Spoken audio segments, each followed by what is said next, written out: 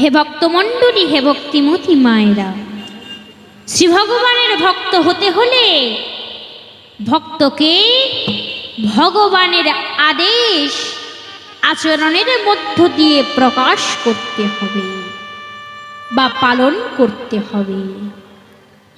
মর্তভূমে দৈব দ্বারকায় একদিন সুদামার ইচ্ছা হলো সে মাটি দিয়ে কৃষ্ণের মূর্তি নির্মাণ করে কৃষ্ণের পূজা করবে। এজন্য সুদামা মাটির মূর্তি তৈরি করলেন।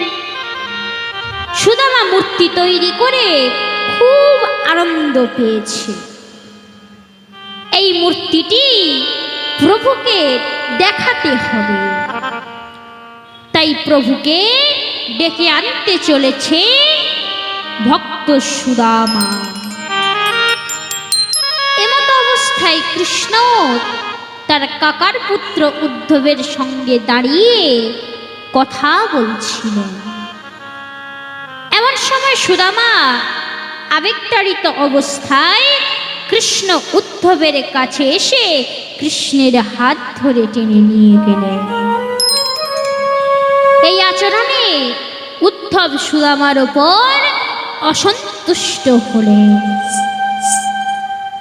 হে ভক্তমণ্ডলী, এখানে কিন্তু ভক্ত সুদামার মনের আতুরতা প্রকাশিত হয়েছে। সে কেমন তার প্রভুর মূর্তি গড়তে পেরেছে সেটাই প্রভুকে দেখাতে হবে, প্রভুর কেমন লাগে। হে ভক্তমণ্ডলী, উদ্ধব জ্ঞানী, সুদামা আচরণে জ্ঞানী। অর্থাৎ কোনো কিছুর জ্ঞান থাকলে হবে না, সত্যকে আচরণে। সেটা কিরকম?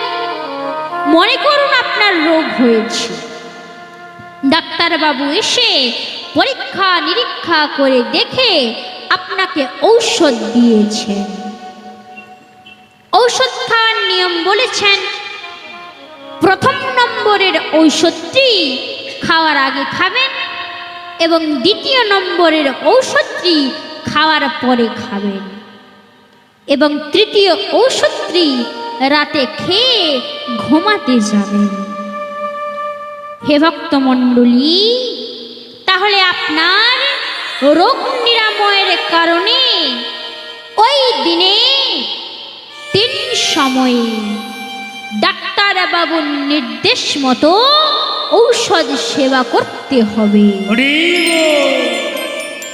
রোগ নিরাময়ের কারণে এটাই সত্য। হে ভক্তমণ্ডলী, এই সত্য যদি আমরা রোগীগণ নিষ্ঠার সহিত পালন করি তবেই আমাদের রোগ সারবে। আর ডাক্তারবাবুর নির্দেশ মতো এই ঔষধ সেবা না করলে আমাদের রোগ সারবে না, বরং বাড়বে। হে ভক্তমণ্ডলী, হে ভক্তিমতী মায়েরা, এই সমাজ সংসারে আমরা সবাই জ্ঞানী। সুন্দর সুস্থভাবে বেঁচে থাকার জন্য শ্রী ভগবান আমাদের প্রত্যেককে জ্ঞান দান করেছেন। আসলে আমরা মানি না, মনের মধ্যে থাকা জ্ঞানের কথা আমরা শুনি না। তাই তো সমাজ সংসারে, রাজ্যে রাষ্ট্রে, দেশে দেশে এত বিড়ম্বনা, এত বিশৃঙ্খলা, কাটাকাটি, হানাহানি। হে ভক্তমণ্ডলী, তাই আমাদের মনের ভিতরে যে জ্ঞান রয়েছে সেই জ্ঞান শুধু থাকলে হবে না, সেই জ্ঞানকে মেনে চলতে হবে। তুমি জ্ঞানের ছন্দে চললে তোমার জীবন আনন্দময় হয়ে উঠবে।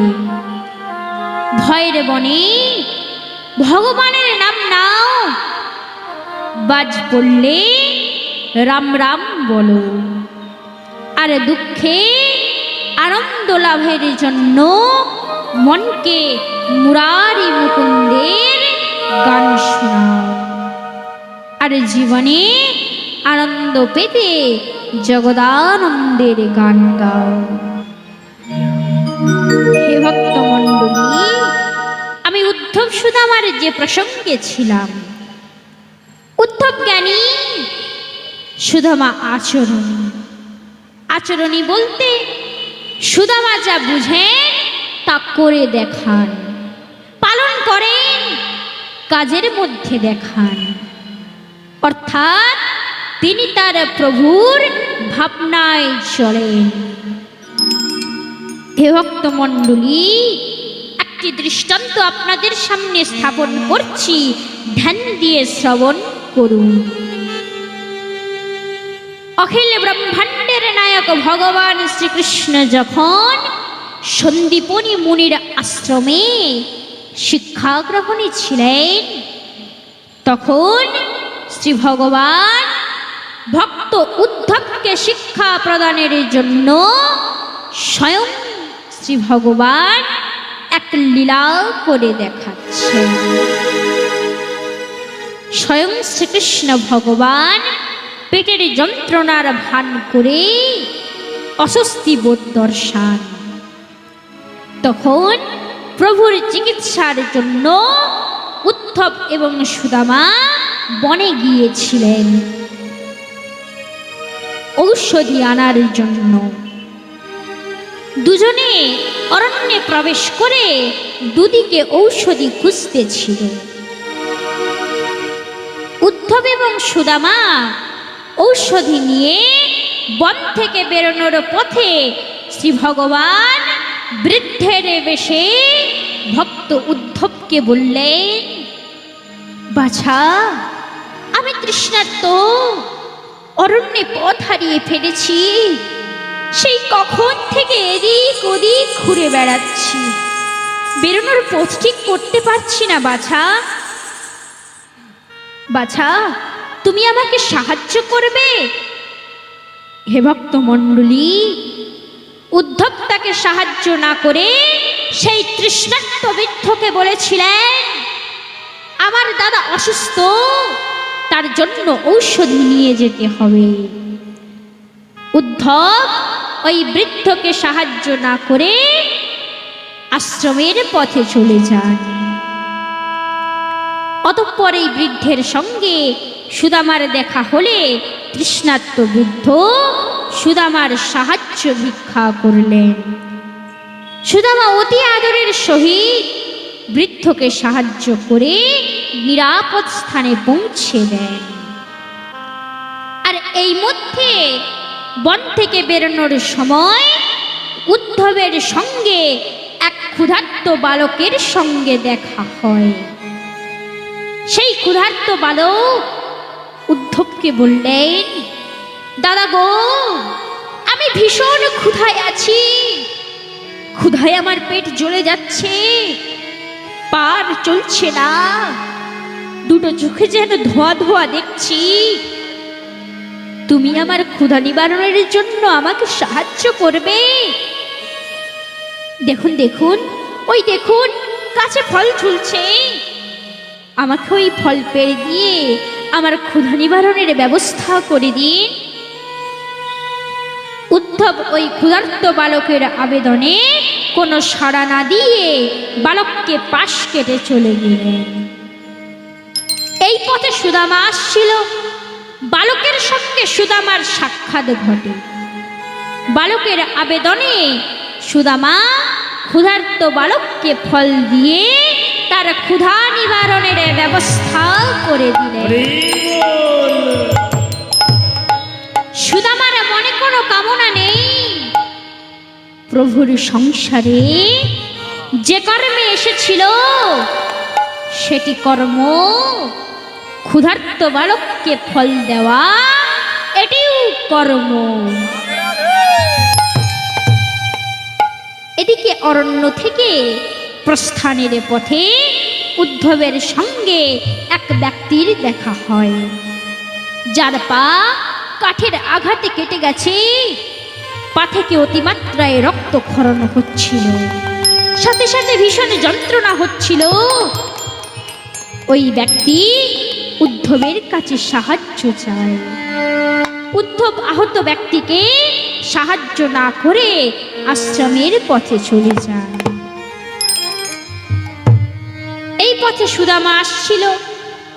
আহত ব্যক্তি সুদামার কাছে সাহায্য চাইলে সুদামা ঔষধির ব্যবস্থা করে নিজ বস্ত্র ছিঁড়ে সুদামা তার রক্ত খরিত ক্ষত স্থান অতি আদর যত্নে বেঁধে দিলেন। এদিকে উদ্ধব যখন আশ্রমে পৌঁছল, তার ঠিক কিছুক্ষণ পূর্বে শ্রীকৃষ্ণের পেটের যন্ত্রণা থেমে গেছে। তিনি এসে দেখলেন দাদা শ্রীকৃষ্ণ প্রসন্ন চিত্তে বিরাজ করছে। অতঃপর সুদামা এলেন। তিনি দেখলেন তার প্রভু মিত্র কৃষ্ণ সুস্থ প্রসন্ন চিত্তে হাসিমাখা বদনে বাক্যালাপ করছেন। এমত অবস্থায় শ্রীকৃষ্ণ আগত উদ্ধব এবং সুদামাকে দেখে দুজনকেই জিজ্ঞাসা করলেন, আমার জন্য ঔষধি আনার পথে তোমরা দুজনকে কোনো বাধার সম্মুখীন হওনি? উদ্ধব বললেন, আপনার জন্য ঔষধি আনার পথে একটি বাধা নয়, তিনটে বাধার সম্মুখীন হয়েছিলাম। শ্রীকৃষ্ণ বললেন, তুমি তাদের সমস্যার সমাধান করে এসেছো? উদ্ধব বললেন, না না, আমার কাছে সময় কোথায় ছিল? কৃষ্ণ এবার সুদামাকে বললেন, মিত্র সুদামা, তুমি তো একই পথ দিয়ে এসেছিলে, তুমি তাদের সমস্যার মধ্যে পড়নি? সুদামা বললেন, প্রভু, আমি শুধু তাদের সমস্যার মধ্যেই পড়িনি, আমি তাদের সমস্যার ভাগীদার হয়ে তাদের সমস্যার সমাধান করে এসেছি। তখন শ্রীকৃষ্ণ বললেন, মিত্র সুদামা, তুমি তাদের সমস্যার সমাধান করলে কেন? সুদামা বললেন, প্রভু, তুমি তো তাদের ছদ্মবেশে তুমি ছিলে। শ্রীকৃষ্ণ বললেন, আমি বলেছি এই সংসারের মানবগণ জানেন এবং মানেন আমি আছি তৃণগুচ্ছে সকল প্রাণের প্রাণে, আমি আছি পঞ্চভূতে মহতত্ত্বে আর ত্রিগুণে, আমি আছি জলে স্থলে অন্তরিক্ষে, আছি সমক্ষে, ভালো করে দেখলে আমার নিবাস সবারই বক্ষে। শ্রী ভগবান বললেন, এই সব সত্য জেনেও মানবগণ কজনই বা মেনে চলেন?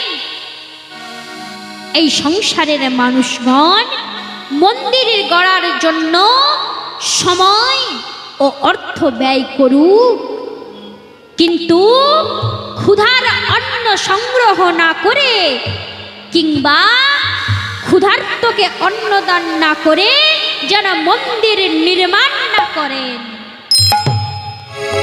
কারণ আমি ইটে গাঁথা মন্দিরে যতক্ষণ না থাকি তার থেকেও বেশি সময় আমি মানুষের অন্তরে বাস করি। আমার সৃষ্টিতে ভালোবাসাই আমাকে সেবা করা, আমার ভক্তের সেবা করাই আমার সেবা করা। তাই পদকর্তা বলছেন, জীবে প্রেম করে যে সেই সেবিছে সেই সে দিছে জীবে প্রেম করে যে সেই সে দিছে সেই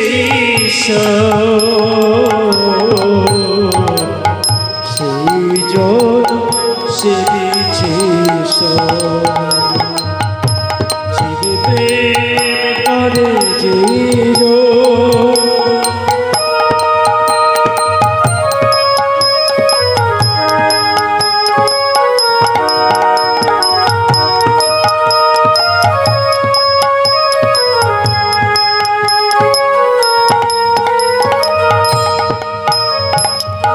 সাধু সন্ত ভক্ত সেবা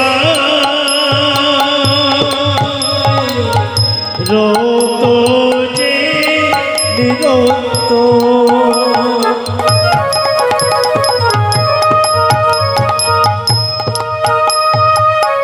জীব সেবা শিব সেবা রত যে নিরন্ত জীবে প্রেম করে যে সেই সে দিছে সে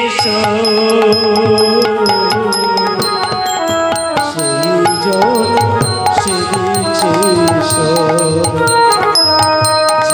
প্রেম করে যে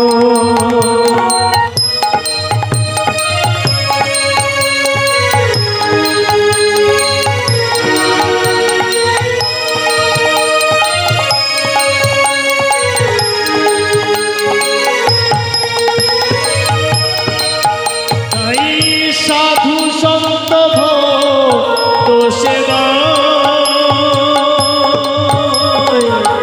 রত যে নিরন্ত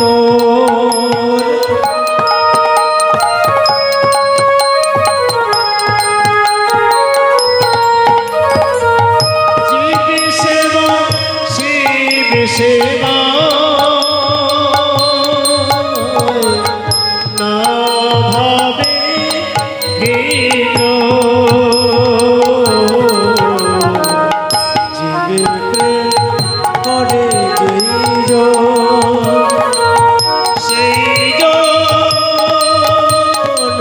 সে দিছে সেই সে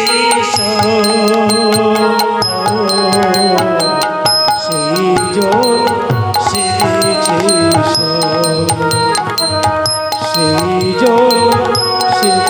সেই সে দিছে সেই সে দিছে বলুন দুহাত তুলে পরমানন্দে রাধে রাধে। হে ভক্ত মণ্ডলী, আমরা এতক্ষণ জ্ঞান এবং আচরণ নিয়ে বিবেচনা করছিলাম কোনটা আমাদের ভাবনায় রাখা উচিত, অর্থাৎ আমরা জ্ঞানী হব না সত্য আচরণ করে দেখাবো, কোনটা করবেন সিদ্ধান্ত আপনার। হে ভক্ত মণ্ডলী, আমি যে কথাই ছিলাম, শ্রীরামা শ্রীরাধার দ্বারা শ্রীকৃষ্ণের শৃঙ্গার দেখে আনন্দে বলছেন, দেব দেব জগদ্ব্যাপিন জগদীশ জগন্ময় সর্বেষামপি ভাবানাং তমাত্ম হেতুরীশ্বর।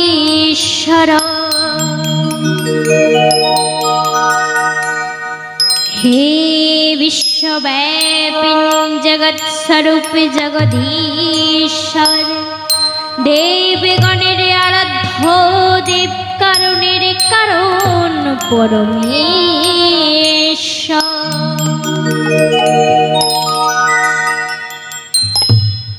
অতঃপর ভক্ত শ্রীধামার মনে শ্রীরাধার প্রসঙ্গে মনে মনে ভাবতেছিলেন, রাধা মায়া আমার প্রভু শ্রীকৃষ্ণকে এই রাধা ভুলিয়ে রেখেছে। হে ভক্ত মণ্ডলী, গোলকে এই পর্যন্ত ছিলাম, এখনো গোলকের সেইখানেই এলাম।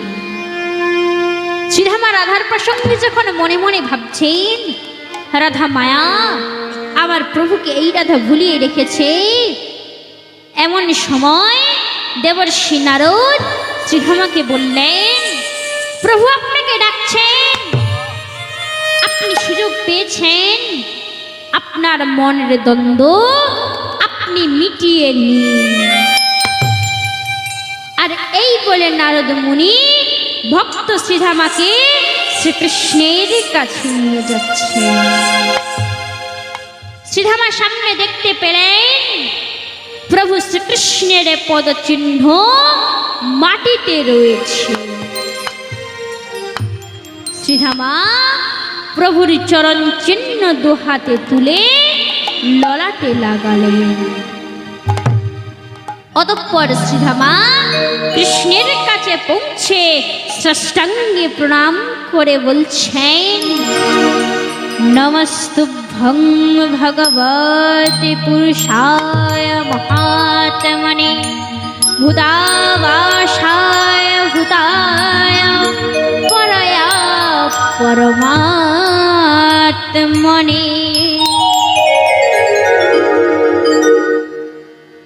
হে অচিন্ত নিত্য নিধে সর্বভূতে বিরাজমান,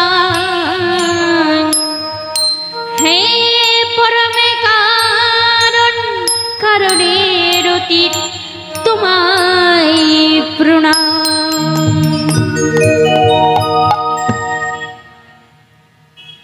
ভক্ত শ্রীধামা প্রভুর চরণে চুম্বন দিয়ে বলেন, প্রভু তুমি যে আমার জগৎ গুরু, কিন্তু প্রভু আপনার নামের আগে রাধার নাম হবে কেন? রাধা তো আপনার প্রেমিকা, কেন ওর নাম নেব? এমন সময় শ্রীকৃষ্ণ ভগবান ভক্ত শ্রীধামাকে ঝর্ণা দেখায়। এই ঝর্ণা দ্বারার জল প্রবাহ দেখে শ্রীধামা নির্বাক হয়ে শ্বাসরুদ্ধ অবস্থায় অপলোকে দেখছেন। জগতে জলের গতি দেখি নিম্নে প্রবাহিত, কি নদীর স্রোতে কি পর্বতের ঢালে অবিরত।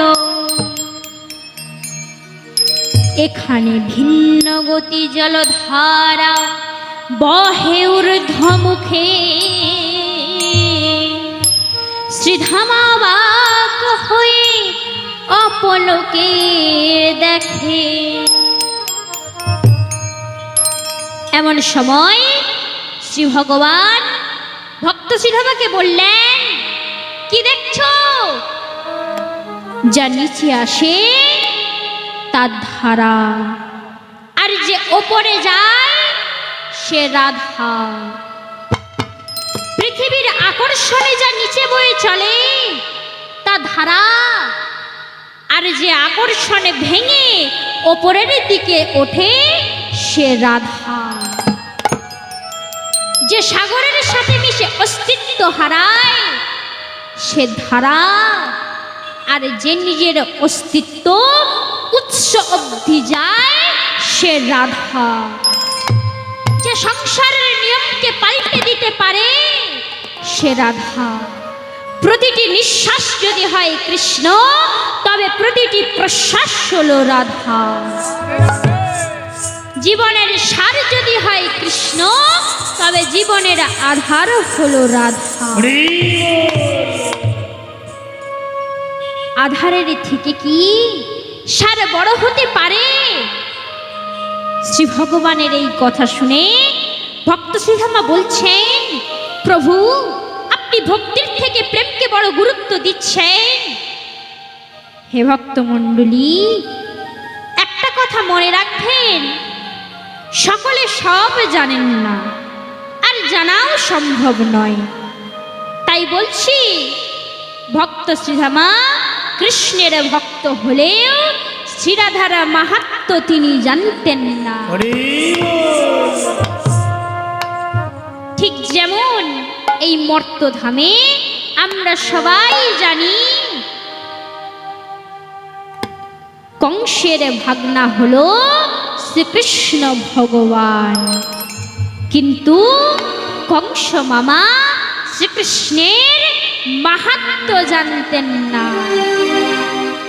তাই কংস শ্রীকৃষ্ণকে মন দুঃখী করার জন্য রাধারানীকে কুরূপী করতে চেয়েছিল। কেমন ভাবে? মন দিয়ে ধ্যান দিয়ে শ্রবণ করুন। কংস একবার তার প্রাসাদে অষ্টাবক্র মুনিকে আহ্বান করলেন। মুনি এলেন, কংসরাজ নর্তকী দ্বারা মুনিকে আরতি করার আদেশ দিলেন। বেশ বেশ। রাজনর্তকী মুনিকে দেখে হাসতে লাগলেন। এ কেমন চেহারা! আট স্থানে বাঁক। নর্তকীর অট্টহাস্য দেখে মুনি অভিশাপ দিলেন, এই মুহূর্তে তোরা কুৎসিত হয়ে যা। ফল তাই হলো।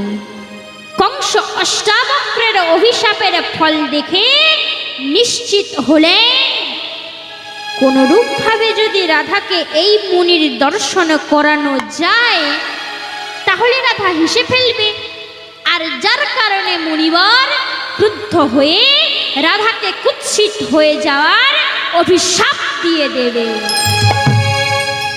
এতে রাধা অবশ্যই কুৎসিত হয়ে যাবে, আর কৃষ্ণ এই কুৎসিত রাধাকে ছেড়ে চলে যাবে, রাধা কৃষ্ণের জুড়ি ভেঙে যাবে। এই ভেবে কংস জটিলা আর আয়নের সঙ্গে ছলনা প্রস্তুত করলেন, যাতে রাধাকে অষ্টাবক্র মুনির আশ্রমে নিয়ে যাওয়া যায়। পরিকল্পনা মতো ছল করে জটিলা রাধাকে অষ্টাবক্র মুনির আশ্রমে নিয়ে গেছেন। রাধা মুনিকে দেখে হাসি মুখে দাঁড়িয়ে রয়েছে। রাধার এই হাসি দেখে জটিলা ছল করে রাধারানীকে, অর্থাৎ রাধারানীর এই হাসি দেখে মুনিবরকে শুনিয়ে শুনিয়ে বললেন, রাধা তুমি হেসো না, তুমি মুনিবরকে দেখে যে ব্যঙ্গের হাসি হাসছো, এর ফলে মুনিবর ক্রুদ্ধ হয়ে তোমাকে অভিশাপ দিলে তুমি রূপহীনা হয়ে যাবে। রাধারানী এই কথায় কান্না দিয়ে প্রশান্তির হাসি মুখে দাঁড়িয়েছিল। জটিলার এই কথা শুনে অষ্টাবক্র মুনি কমণ্ডলী হতে হাতে জল নিচ্ছেন। হে ভক্তমণ্ডলী, অষ্টাবক্র মুনি হাতে জল নিলে কি হবে? রাধা তো কৃষ্ণের পূজারী, রাধা কি কখনো কারো রসফল পেতে পারে? এমত অবস্থায় ভগবান শ্রীকৃষ্ণ হাজির হয়ে মুনিকে বললেন, মুনিবর আপনি অপরাধীর হাসার কারণ কি জেনেছেন? আপনার কি মনে হয় রাধা আপনাকে দেখে ব্যঙ্গের হাসি হাসছেন? মুনিবর বললেন, অবশ্যই, তুমি বলো তুমি হাসছো কেন? রাধারানী হাত জোড় করে বললেন, আমার ভুল হলে আমাকে ক্ষমা করুন। আমি হাসছিলাম এই কারণে, আপনি সিদ্ধ পুরুষ, আপনার মধ্যে পবিত্র জ্যোতি বিদ্যমান, আপনার মধ্যে প্রভুর নিবাস, এমন তো আর সকলের মধ্যে নয়। এই দেখেই আমি হাসছিলাম। আমি আপনার স্থূল শরীরকে দেখে কেন হাসবো? এ দেহ তো নশ্বর, আজ আছে কাল নেই। তাই রাধারানী হাত জোর করে বললেন, তুমি সিদ্ধ পুরুষ, তোমার অন্তর মন্দির, তোমার অন্তরে নিবাস, জগৎপতি তুমি সিদ্ধ পুরুষ, তোমার অন্তর মন্দির তোমার অন্তরে নিবাস জগৎপতি সিদ্ধ পুরুষ তোমার অন্তর মন্দির তোমার অন্তরে নিবাস জগৎপতি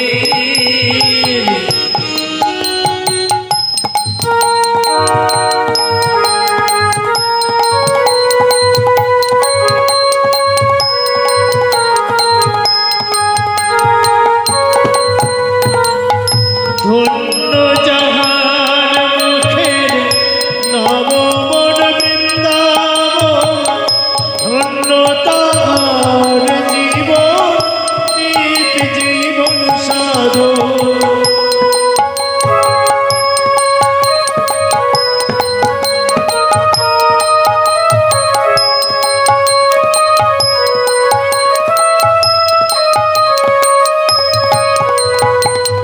ধন্য যাহার মুখের নবমন বৃন্দাবন ধন্য তাহার জীবন দীপ জীবন সাধন মানব জীবন মুক্তির দান মানব জীবন মুক্তির দান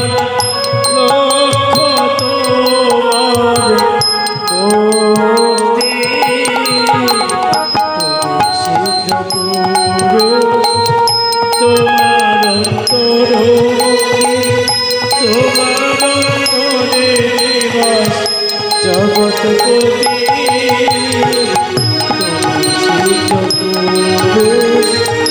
তোমার অন্তর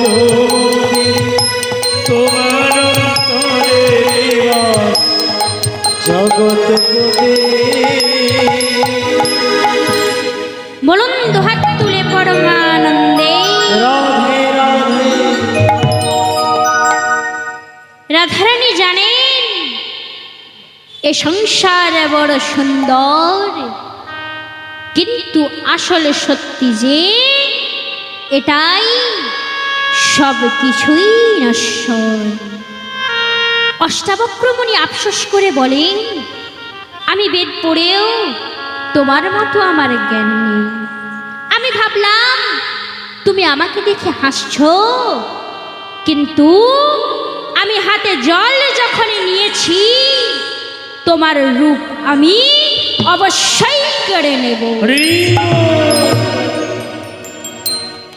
আমি তোমার এই রূপ কেড়ে নিয়ে তোমাকে চিরকিশোরী হওয়ার আশীর্বাদ প্রদান করলাম। ওম তপ্তো শরেণ প্রভং রাধং সর্বালঙ্কারভূষিতং নীলবস্ত্রপরিধানং ভজে বৃন্দাবনেশ্বরীম।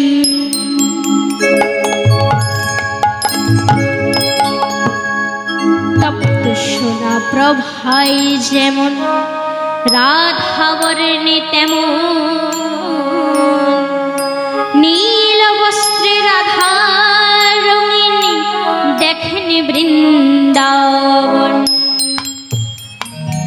আর নবীনা হলেন রাধা বৃষভানুকন্যা, অষ্টাবক্রের আশীর্বাদে হলেন চির নবীনা। হে ভক্তমণ্ডলী, আমি যে কথায় ছিলাম, ভক্ত শ্রীধামা শ্রী ভগবানকে বলছেন, প্রভু আপনি ভক্তির থেকে প্রেমকে বড় করে দেখছেন। তখন শ্রী ভগবান বললেন, হতে পারি আমি মায়ে আচ্ছন্ন হয়ে আছি, কিন্তু কি আমাকে পথ দেখাবে বলো শ্রীধামা। ভক্ত শ্রীধামা বললেন, কেন প্রভু, আমি আপনাকে পথ দেখাবো। এমত অবস্থায় ভগবান ভক্ত শ্রীধামাকে বললেন, ভোগের সময় হয়ে গেছে, কিছু সময় পর চর্চা হবে।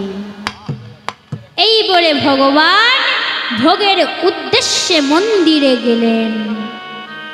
মন্দিরে গিয়ে প্রভু সিংহাসনে বসেছেন। প্রভুর পাশে বসেছেন রাধারানী। সেখানে ভক্তের ভিড়। ভক্তগণ একে একে ভোগের ডালি নিয়ে রাধাকৃষ্ণের কাছে যাচ্ছেন। রাধাকৃষ্ণ সেই ভোগের বস্তুতে হস্তস্পর্শ করেন। এবার শ্রীধামা ভোগের ডালি নিয়ে গেলেন।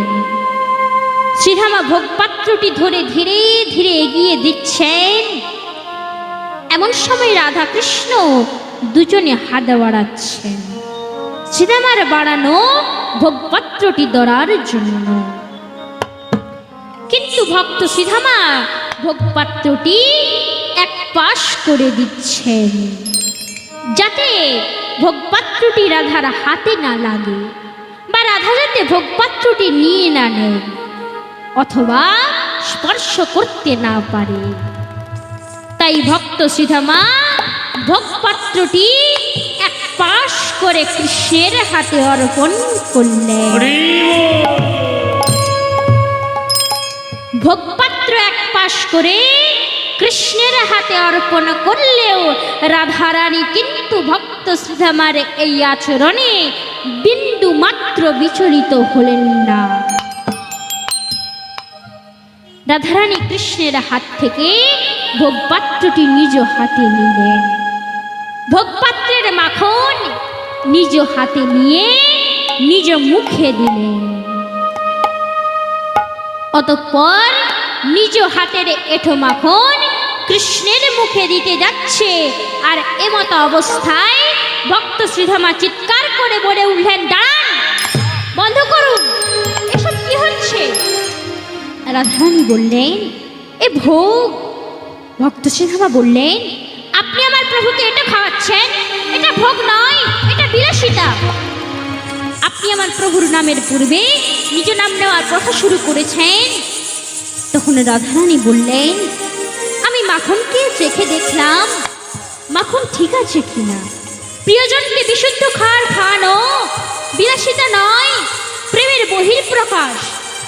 রাধারানীর এই কথা শুনে ভক্ত শ্রীধামা বললেন, এটা আপনি কি বলছেন? আমার প্রভুর এটা বস্তুরা ভক্তরা প্রসাদ রূপে গ্রহণ করে, আর আপনি আমার প্রভুকে এটা খাইয়ে দিলেন। এটা আপনি ভক্তির অপমান করাচ্ছেন। যাকে আপনি প্রেমের নাম দিচ্ছেন, এটা প্রেম নয়, এটা মায়া। যে মায়ার সাহায্যে আপনি আমার প্রভুকে ভুলিয়ে রেখেছেন। আপনি আমার প্রভুর নামের পূর্বে নিজ নাম নেওয়ার প্রথা শুরু করেছেন। ভক্তির সঙ্গে প্রেমের সম্পর্ক হলো অনেকটা সূর্যের সঙ্গে আলোর মতো। আলোকে সূর্যের থেকে বড় ভাবাটা মূর্খতা। তখন রাধারানী বললেন, মূর্খতা সত্যি নয়, চিন্তাধারাতে হয়।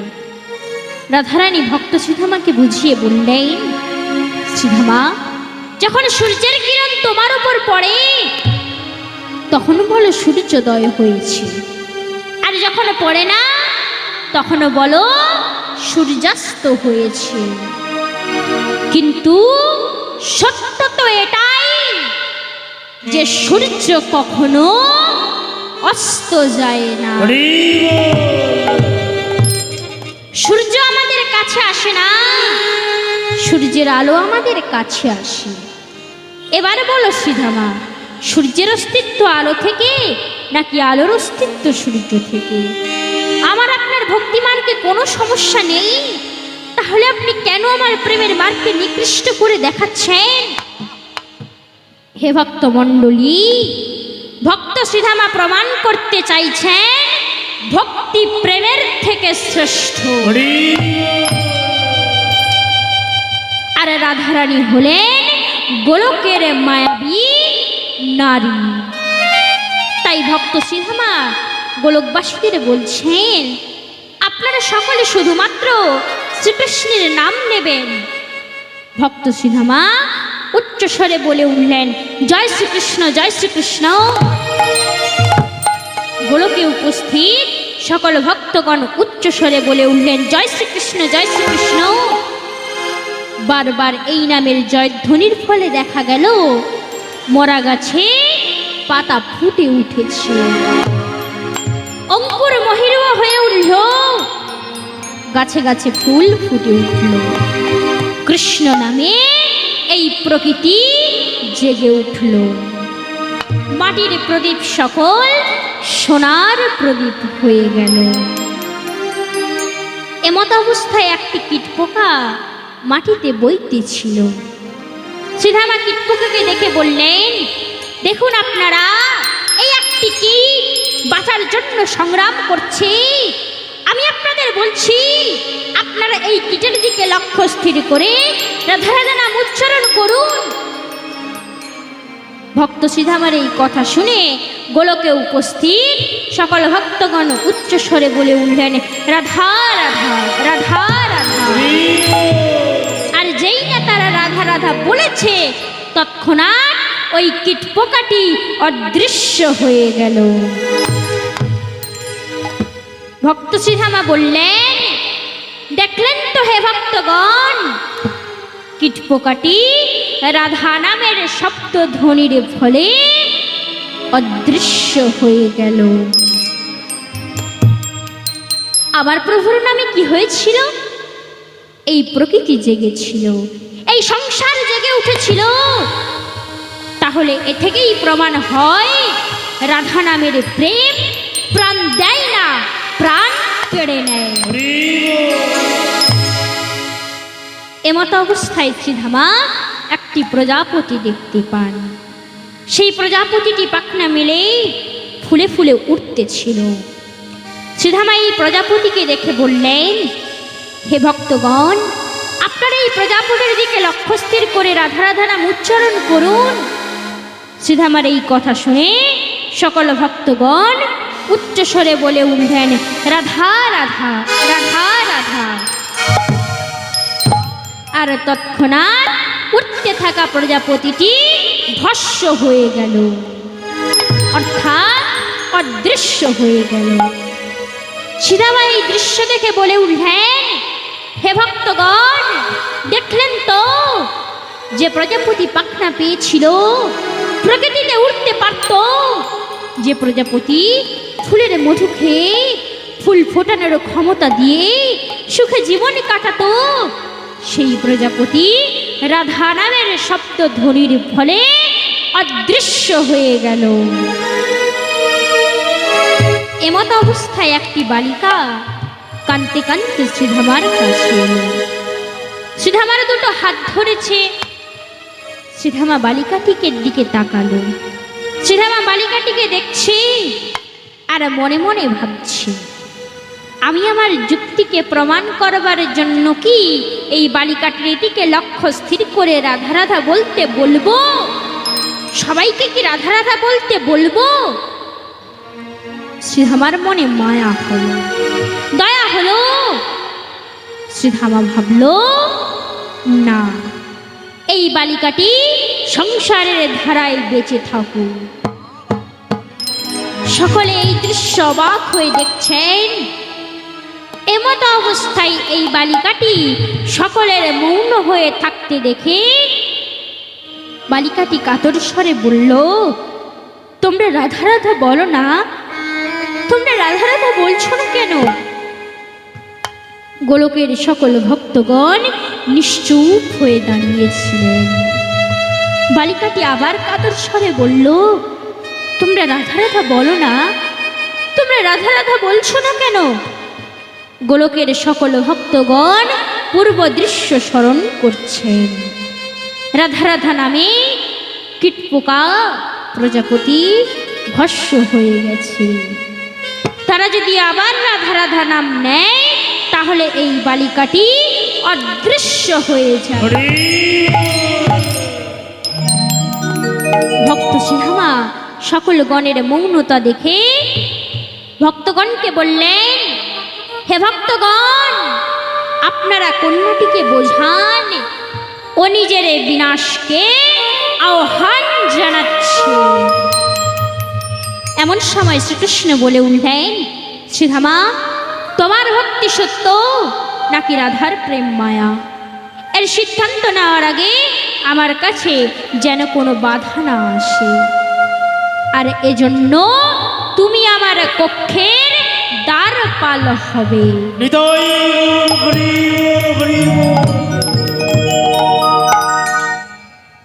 আমি যখন কক্ষে মনোমন্থন করব, সেই সময় যেন কেউ আমার কক্ষে প্রবেশ না করে। শ্রীধামা বললেন, হ্যাঁ প্রভু, আমি আপনার কক্ষের দ্বারপাল হব। ভক্ত শ্রীধামা প্রভুর দ্বারে দাঁড়িয়ে আছে। কক্ষের মধ্যে প্রভু রয়েছেন। এই মধ্যে ভগবান কক্ষের মধ্য থেকে রাধা রানীকে স্মরণ করলেন। শ্রীকৃষ্ণের স্মরণ শ্রীরাধা জানতে সক্ষম, তাই রাধারানী কক্ষের দ্বারে এলেন। রাধারানী কক্ষে প্রবেশ করতে চাইলেন। ভক্ত শ্রীধামা বললেন, আপনি কক্ষে যাবেন না। রাধারানী বললেন, শ্রীধামা, আমার পথ ছাড়ুন, কৃষ্ণ আমায় ডেকেছে। ভক্ত শ্রীধামা বললেন, আমার প্রভু আপনাকে ডাকছেন, আমি শুনতে পেলাম না, আপনি শুনতে পেলেন কি করে? রাধারানী বললেন, প্রেমের ডাক তীব্র হয়, এক লোক থেকে অন্য লোক পর্যন্ত শুনতে পায়। সেই শুনতে পায় যার মনে প্রেম আছে। প্রেমের ঠাকুর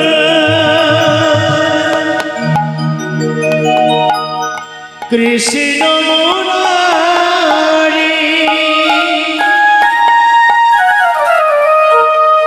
মন্দিরে মোর এসো গিরিধারে। প্রেমের ঠাকুর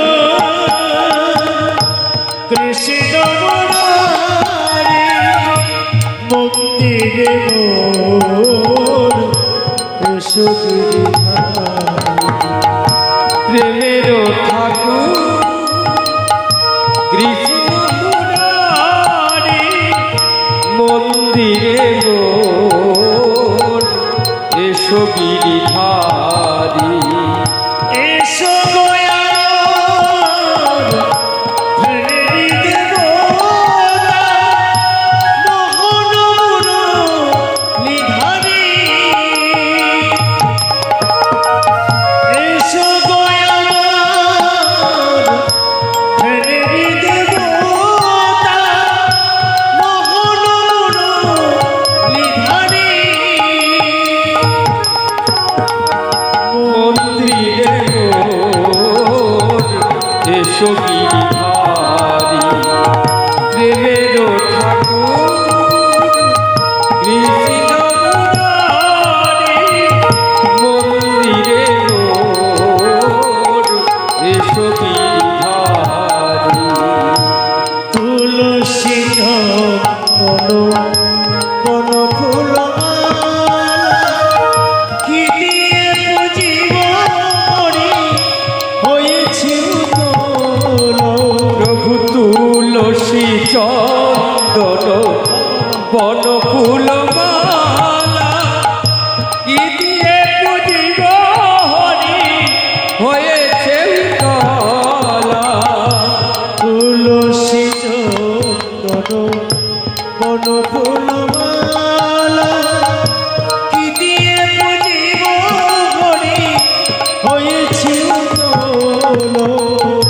তুলসী চন্দন বন ফুল মালা, কি দিয়ে পুজিব হরি, হয়েছে উতলা। এসো গয়ার ধরি দেবতা, মোহন মুরলীধারী। এসো গয়ার ধরি দেবতা, মোহন মুরলীধারী। মন্দিরে মোর এসো গিরিধারি। প্রেমের ঠাকুর কৃষ্ণ মুরারি, এসো গিরিধারী এসো দয়াময় হেরি দেবতা মোহন নিধানী মুক্তির এসো গিরিধারী প্রেমের ঠাকুর কৃষ্ণ মুরারি মুক্তির এসো গিরিধারী মুক্তির এসো গিরিধারী বলুন দুহাত তুলে পরমানন্দে। রাধারানী বললেন, শ্রীধামা আমার রাস্তা ছাড়ুন, কৃষ্ণ আমায় ডাকছে। শ্রীধামা বললেন, দেখুন সেই কৃষ্ণই আমায় আদেশ দিয়েছেন যেন কাউকে ভিতরে ঢুকতে দেওয়া না হয়। এমতো অবস্থায় শ্রীকৃষ্ণ কক্ষ মধ্য থেকে শ্রীরাধাকে আবার স্মরণ করেন। এজন্য রাধারানী কক্ষে প্রবেশ করতে চাইলেন। শ্রীধামা রাধারানীকে বাধা দিলেন। রাধারানী কক্ষে প্রবেশ করতে চাইলেন। শ্রীধামা আবার বাধা দিয়ে বললেন, দেখুন কোনো মতেই আপনাকে ভিতরে ঢুকতে দেওয়া যাবে না। যদি আপনাকে ভিতরে প্রবেশ করতেই হয় তবে আমার যুক্তি খণ্ডন করে আপনাকে ভিতরে প্রবেশ করতে হবে। রাধারানী বললেন, যেখানে ভক্তি আছে সেখানে যুক্তির দরকার নেই শ্রীধামা। ভক্তিতে মানুষ নিজের ভালোবাসা পায়, কিছু হারায় না। ভক্তির অর্থ কারো অপমান করা নয়, সবার ভাবনাকে সম্মান জানানো। এমত অবস্থায় শ্রীকৃষ্ণ রাধারানীকে আবার স্মরণ করেন। রাধারানী শ্রীধামাকে বললেন, পথ ছাড়ুন শ্রীধামা, শ্রীকৃষ্ণ আমায় ডাকছে। এবার শ্রীধামার কথা অমান্য করে কক্ষের দিকে এগিয়ে যাচ্ছে। রাধারানী এখন কক্ষে প্রবেশ করতে মাত্র 7 কদম দূরে। শ্রীধামা চিৎকার করে রাধারানীকে বললেন, রাধা আর এগিয়েও না, তুমি ভুল করছো রাধা। রাধারানী বললেন, আপনি আমার প্রেমের অপমান করাবেন না। তখন ভক্ত শ্রীধামা বললেন, তাহলে আমার প্রভু স্বীকার করে নিক তুমি একজন মায়াবী। এমতো অবস্থায় রাধারানী ভক্ত শ্রীধামার কথায় কর্ণপাত না করে কক্ষের দিকে এগিয়ে যান। শ্রীধামা চিৎকার করে রাধারানীকে বলে, রাধা পরের কদম আর এগিয়েও না, তুমি ভুল করছো রাধা। তুমি পরের কদম বাড়ালে আমি তোমার স্মৃতি করে নেব। হে ভক্ত মণ্ডলী, এখানে ভক্ত ভগবানকে ভয় দেখাচ্ছে। তুমি পরের কদম বাড়ালে আমি তোমার স্মৃতি কেড়ে নেব। শ্রীরাধা শ্রীধামাকে বলে উঠলেন, আমার স্মৃতি করে নেওয়ার ভয়ে যদি আমি কৃষ্ণের ডাকে সাড়া না দিই তাহলে আমি রাধা নই। আর এই বলে রাধারানী শ্রীকৃষ্ণের কক্ষে প্রবেশ করলেন। আর রাধারানীর এই অবাধ্যতা দেখে ভক্ত শ্রীধামা রাধারানীকে অভিশাপ দিলেন, আমি শ্রীকৃষ্ণ ভক্ত শ্রীধামা, আমি আমার সকল ভক্তি মেনে সাক্ষী মেনে তোমাকে অভিশাপ দিচ্ছি, আগামী 100 বছর তুমি আমার প্রভু শ্রীকৃষ্ণকে ভুলে থাকবে, গোলক থেকে দূরে মৃত্যু লোকে থাকবে।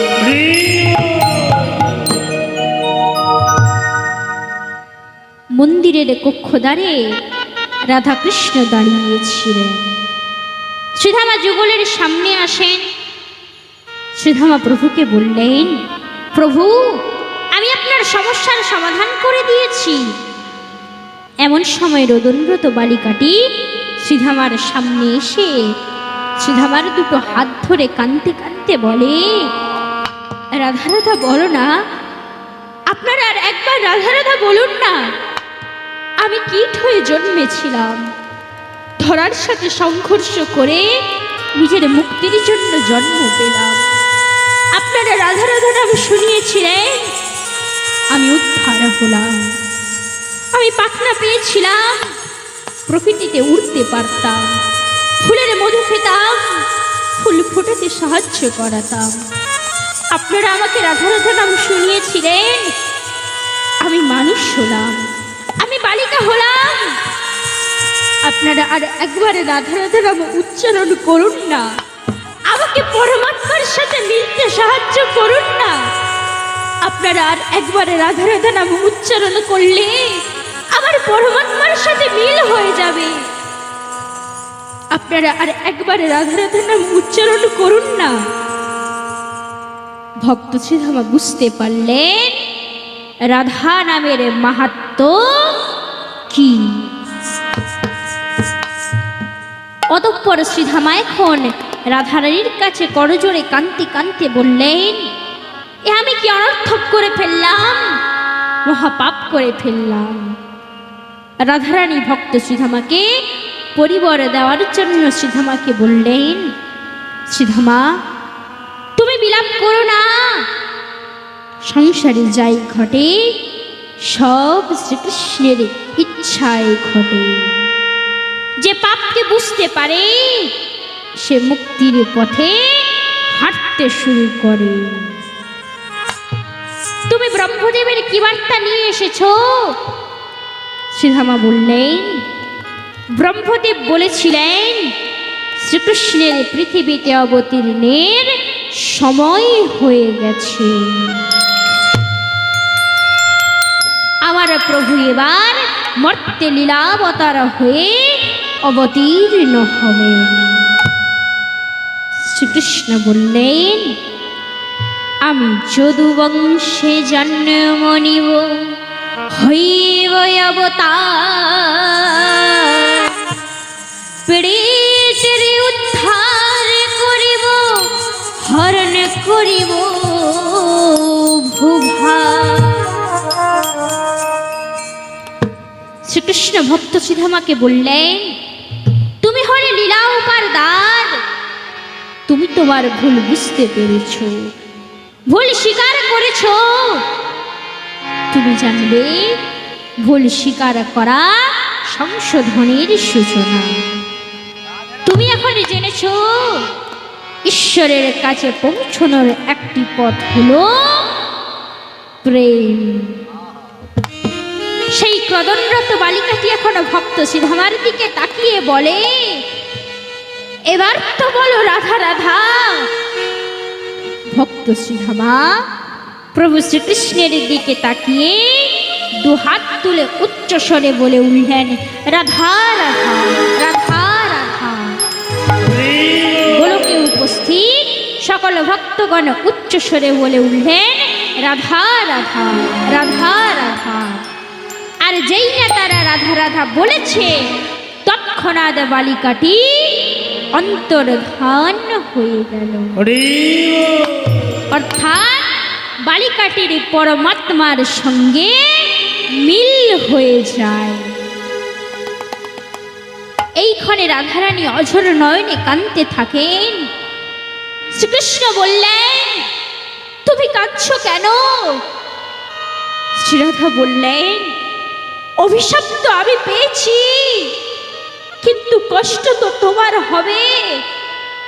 অভিশাপের কারণে আমার স্মৃতিতে তো তুমি থাকবে না, কিন্তু তোমার স্মৃতিতে তো আমি সর্বদাই থাকব।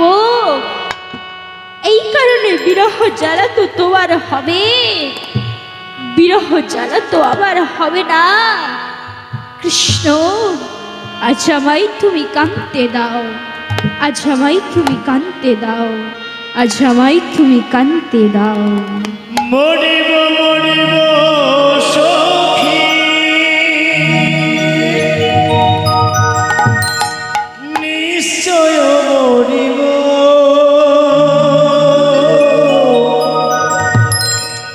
কানু হের পূর্ণ নিধি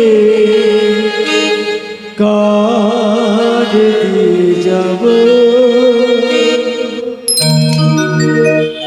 আমার সর্বয়ঙ্গে লিখে দিও গো শুধু কৃষ্ণ কৃষ্ণ নাম আমার সর্বয়ঙ্গে লিখে দিও গো শুধু কৃষ্ণ কৃষ্ণ নাম ও মরিব মরিব সখী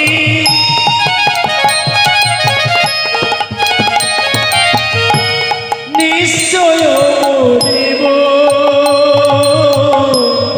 কেন ঘেন অনুরোধে করে যাব আমার সর্বয়ঙ্গে লিখে দিও গো শুধু কৃষ্ণ কৃষ্ণ নাম আমার সর্বয়ঙ্গে লিখে দিও গো শুধু কৃষ্ণ কৃষ্ণ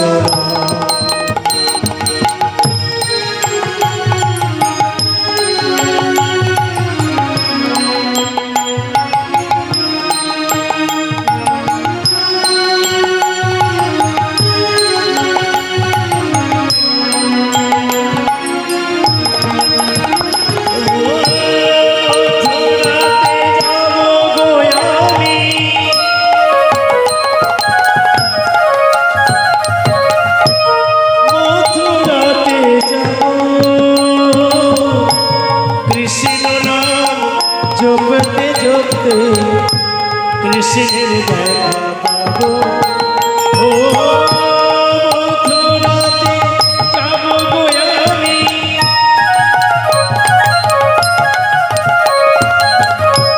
মথুরাতে যাব কৃষ্ণ নাম জপতে জপতে কৃষ্ণের দেখা পাবো আমার সর্বয়ঙ্গে লিখে দিও গো শুধু কৃষ্ণ কৃষ্ণ নাম আমার সর্বয়ঙ্গে লিখে দিও গো শুধু কৃষ্ণ কৃষ্ণ নাম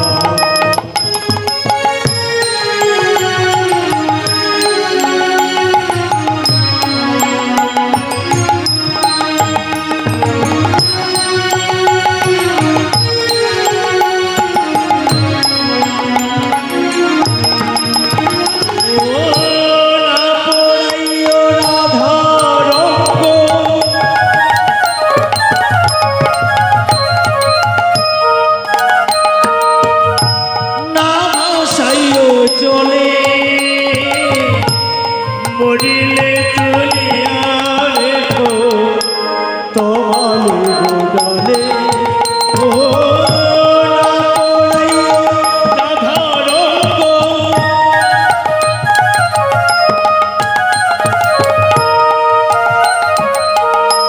না ভাসাইও চলে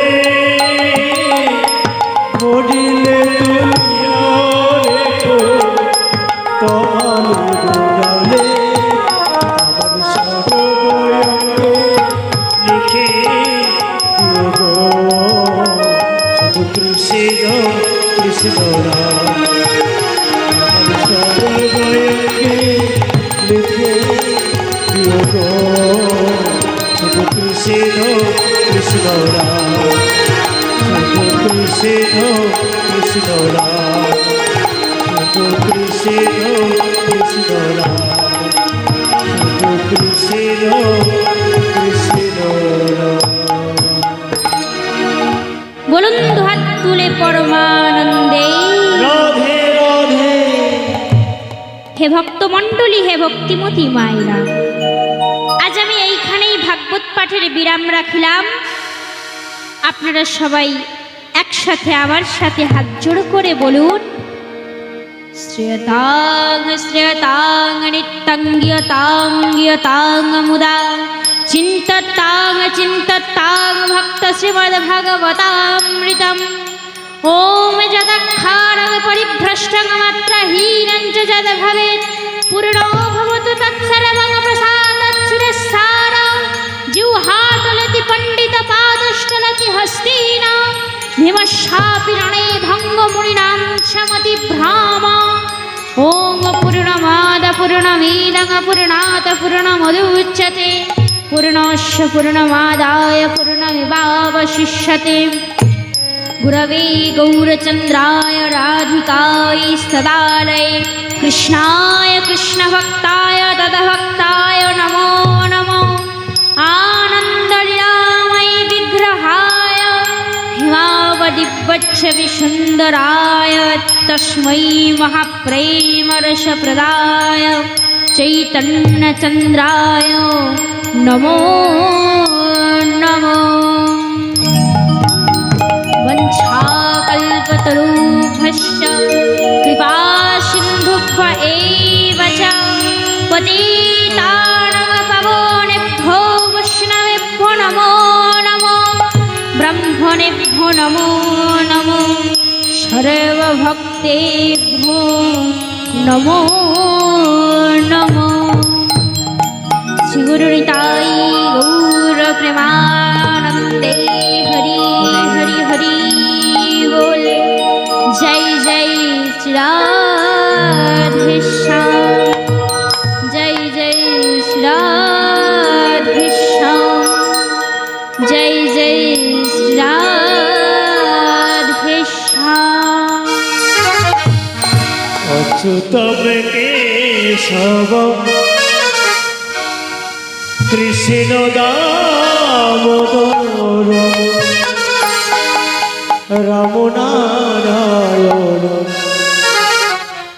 जनकी वल्लभ अच्युतम केशवम कृष्ण दामोदरम राम नारायणं जानकी वल्लभम अच्युतम केशवम कृष्ण दामोदर राम नारायण जनकी वल्लभ अच्युतम केशवम कृष्ण दामोदरम राम नारायणं जानकी वल्लभम कहते हैं भगवान आते नहीं मेरे मीरा को जैसे बुलाते नहीं अच्युतम केशवम कृष्ण दामोदरम राम नारायणं जानकी वल्लभम कहते हैं भगवान खाते नहीं मेरे सामने को जैसे खिलाते नहीं अच्युतम केशवम कृष्ण दामोदरम राम नारायणं जानकी वल्लभम अच्युतम केशवम कृष्ण दामोदरम राम नारायण जनकी वल्लभ अच्युतम केशवम कृष्ण दामोदरम राम नारायणं जानकी वल्लभम अच्युतम केशवम कृष्ण दामोदरम राम नारायणं जानकी वल्लभम निताई गौर